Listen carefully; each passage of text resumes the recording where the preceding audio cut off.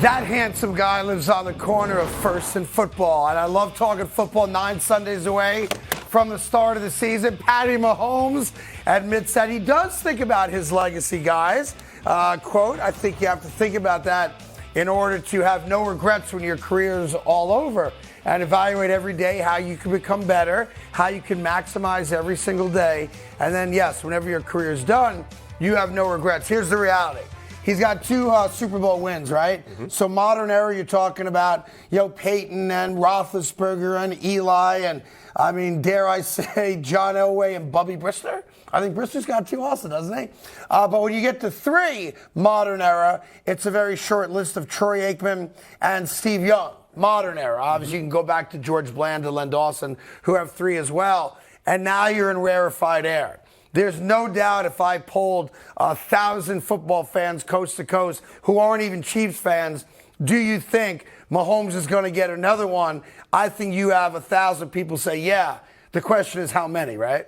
Yeah, look, Mahomes is one of those rare talents, and we all expect him to just continue to build on his legacy. I actually love that he's thinking about his legacy, and he's voicing that he's thinking about his legacy, because him thinking about what he can do to help improve himself is going to be best for the Kansas City Chiefs. Yep. Like, we act like we hate when guys actually talk about themselves in the moment. LeBron does it, and we give him a hard time. Yes, we do. Like, he actually is present. Most times when guys retire, the number one thing that they say, or when you retire from anything, you say, I wish I really embraced it. I wish I really enjoyed it while I was doing it. James Jones sat here and said he was miserable at your Super Bowl celebration and looks back and regrets it. Yeah. Because you have a hard time embracing what you just did in that present moment. When you're able to look back on it, it's easy to say, man, that was pretty good. Why didn't I appreciate it even more? Patrick Mahomes, thinking about his legacy, lets me know that he is mindful of the talent that he has and where he can go and when it comes to that list of guys that he's chasing. The other thing about Mahomes, I think I'm like a broken clock on this record, on this a little bit,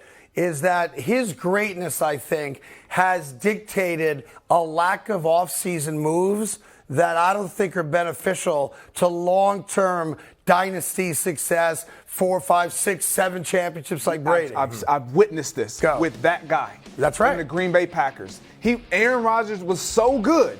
They were of the belief, we don't really need to go and get a number 1 or a first-round draft pick at the receiver position, at a skill position. We got a guy that can make everybody around him better. It's the Tom Brady disease. The Kansas City Chiefs are falling into that same mode of the greatness of Patrick Mahomes will overcome any shortcomings that we have surrounding him. Yeah, I believe it. It's like, no disrespect to Isaiah Pacheco. He's a 7th-round pick.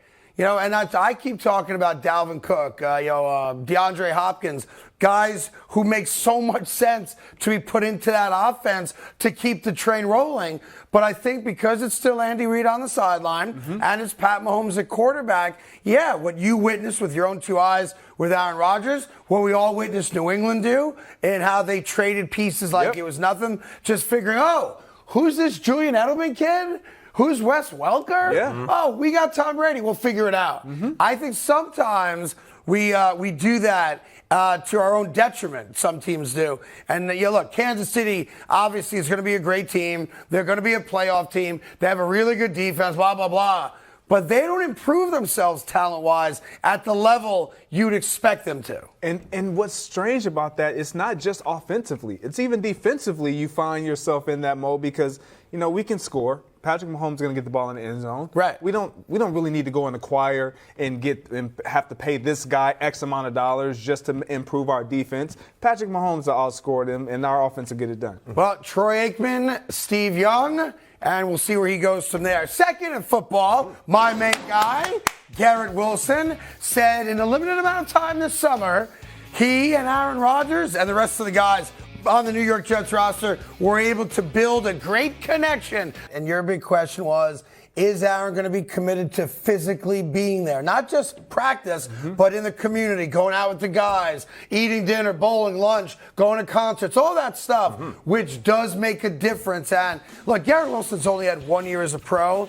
and he had to play with Joe Flacco and Zach Wilson and Mike White, and I think one game, Christian Streveler, right? Yeah, Who, no joke, I was at a Jet practice in August last year, and Streveler was the gunner on the kick team, and he played quarterback for them for a couple snaps. But the point is, Aaron did everything you needed him to do from a standpoint of bringing guys together, getting on the same page, building some level of trust, relationship, which does go a long way. Absolutely, and that's why the Jets fan base and the guys within that organization, and particularly in that locker room, can be so optimistic, can have this level of expectation because we have a new signal caller that has been here, that has invested and put the time in. And why this is so important is because what we believed could have been the case in Green Bay last year was not. If Aaron had spent a little bit more time in the offseason